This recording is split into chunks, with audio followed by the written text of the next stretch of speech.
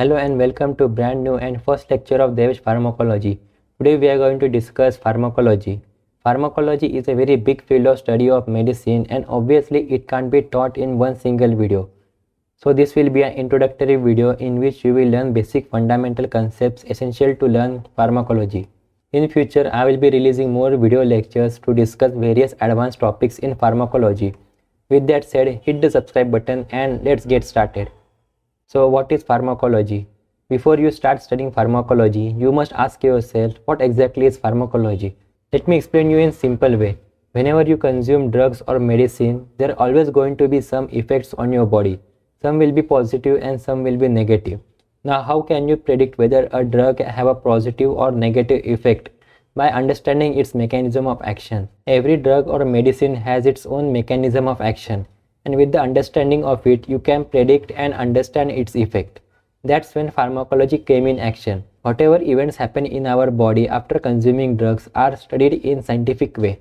That's exactly what pharmacology is. It includes studying of medicinal properties of drugs or chemical compound, its side effect, its mechanism of action, metabolism, distribution, excretion, and how it interacts with the tissue, cells, organ, etc. These are the nuances which are studied under pharmacology field. Now let's look at the branches of pharmacology. Pharmacology is a large field of medicine with various sub-branches, and here are some important branches such as pharmacokinetics, pharmacodynamics, pharmacogenetics, and pharmacogenomics, etc. Among all these branches, there are two most important ones, and those are pharmacokinetics and pharmacodynamics.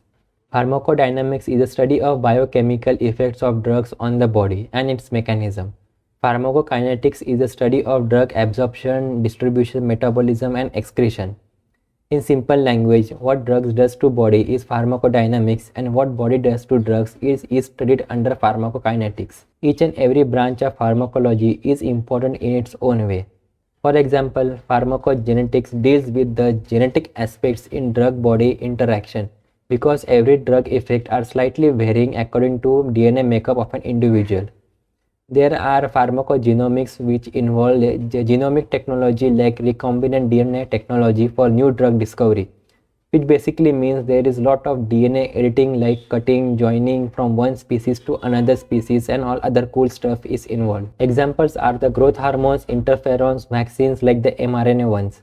Chemotherapy is widely used these days, especially in cancer treatment. Chemotherapy involves treatment of disease by chemicals that kill cells. Funny part is it doesn't say which cells, whether a human cell or bacteria cells. All that matter is killing cells by chemicals. Chemicals means drugs or medicine. Example of chemotherapy are antibiotic, antibacterial, antineoplastic aka anti-cancer, etc. Each and every branch of pharmacology deserves a separate long video to explain in detail. Subscribe to my channel so that you won't miss out lecture video when I upload it in future. Now let's understand drugs. Now let's understand the meaning of drugs. In modern field of medicine, we use drugs for literally everything, from simple pain management to brain enhancing drugs. But those are the topics for another video. In pharmacology, we use drugs for treatment, cure, prevention, diagnosis of disease, and to enhance physical or mental well-being. So what is a drug? In a simple language, it is any substance that produces biological effect when consumed. And here is a proper definition of a drug. A drug is any substance or product that is used or intended to be used to modify or explore physiological systems or pathological states for benefit of the recipient. Drugs versus medicines. Before we move forward, let's understand the difference between drugs and medicines, because lots of students in medicine get confused between drugs and medicine. To understand the difference between drugs and medicines, you have to look at it at perspective. There are two perspectives. One is scientific and other is a legal perspective. From legal perspective, a medicine is a substance with legal status and it is used for medicinal and healing properties, whereas drug is a substance with illegal status and it is considered as harmful. But from a scientific perspective, there is no difference between drugs and medicines. They both are same and only difference is the words, but they convey the same meaning. So it depends on your perspective and context of your conversation. So whenever I use the word drug, I mean it from scientific perspective. Let's look at the various sources of the drugs. We know what drugs are and its uses. Now let's explore the sources of drugs.